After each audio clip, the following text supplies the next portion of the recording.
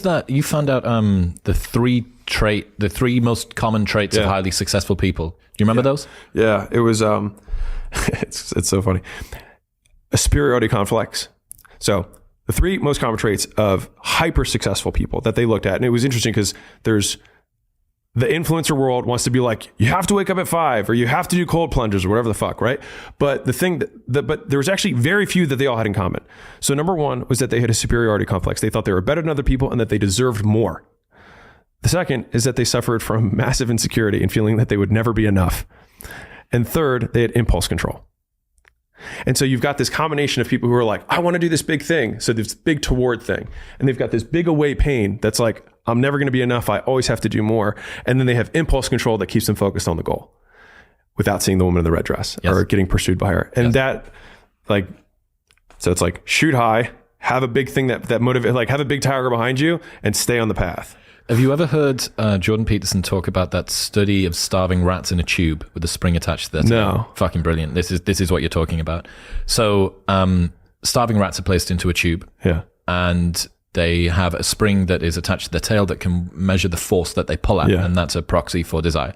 Then they waft the smell of cheese in from the front of the tube and the rat pulls and they measure how hard they want to go. And you think these rats are starving, they would be pulling pretty hard. Then they do another iteration of the study. This time they waft the smell of cheese in from the front, but they waft the smell of a cat in from behind. And the rats pull harder. Yeah. And what's the lesson? That you not only need to run towards something that you want, but you need to run away from something that you fear. Yeah. Now the problem, and this is, I like superiority complex, crippling insecurity, impulse control. Right? Yeah. I like that. The problem is,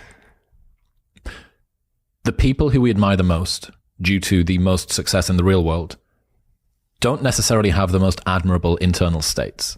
That, to me, isn't necessarily the most peaceful, blissful way to live your life. Mm-hmm.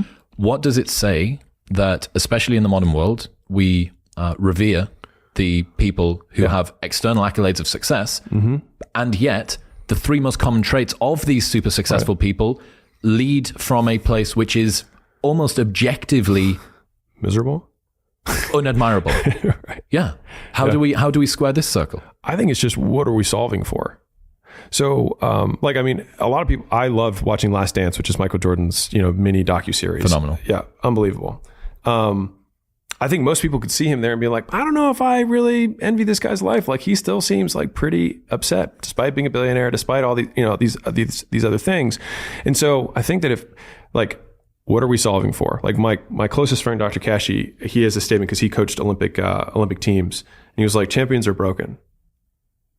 I was like, huh. He's like, people look at champions and try and find something that champion has that they don't have. And he's like, but it's not that at all. He's like, they lack something everyone else has, which is an off button. They just don't stop. And at the end of the day, like if we're optimizing for outcomes, then the most broken person will win.